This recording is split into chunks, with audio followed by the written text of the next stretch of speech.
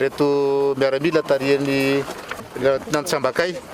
dia navita ezaka goavana be eto amin'ny resaka famerenana ny fandriampahalemana tany amin'ny faritra atsimo, tany amin'ny district ny Amboasary zany tany amin'ny tanàna atao hoe Sahafio misy tao. Ka izy 420 no niditra nanao an'izany famerenana ny zaza alainy dalo akeriny sy omby 420 izy teo izay tavaverina amin'ny tompony daholo ary araky ny fantatrareo moa zany dia nisy fifandonana tamin'izany ary miaramila atao mitafika malagasy dia tsy miemitra mihitsy fa nandroso hatrany ary isaorana azy ireo satria tavaverina soma tsara ilay ankizy kely natao takalinaina ary tavaverina daholo koa ny omby rehetrarehetra izay noentin'ireo dalo ireo. Ilazako aminareo fa ireo tafika any amin'ny ZRPS dia manao ny tsy ho zavatra be dia be ny zavatra mitrangany amin'ny toerana samihafa any, na ny kalamavony io, na ny sandra io, na ny atsimo io, na ny atsiromandidy io. Ary henonareo koa fa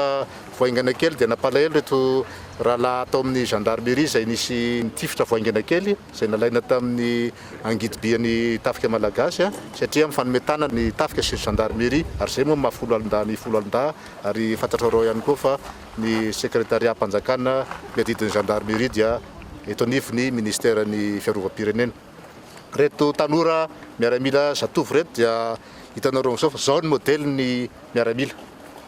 Tsy mijery ny tombotsoa manokana izy ireo, manao ny ainy tsy ho zavatra izy ireo, fa izy ireo kosa dia tena miasa feno ho an'ny tanindrazana, miasa feno fiarovana ny vahoaka ary miasa feno ihany koa hitanana ny fandriampahalemana ao amin'ireo faritra rehetrarehetra izay misy azy ireo. Ary zany moa dia maintsy akasitrahantsika izy ireo satria ny fankasitrahantsika azy ireo dia fankasitrahan'ny vahoaka malagasy ny tafika ary fankasitrahan'ny vahoaka malagasy an'ireo miaramila izay mitondra ny endriky ny fandriampahalemana amin'ireo tany izay nanandrana azy ireo.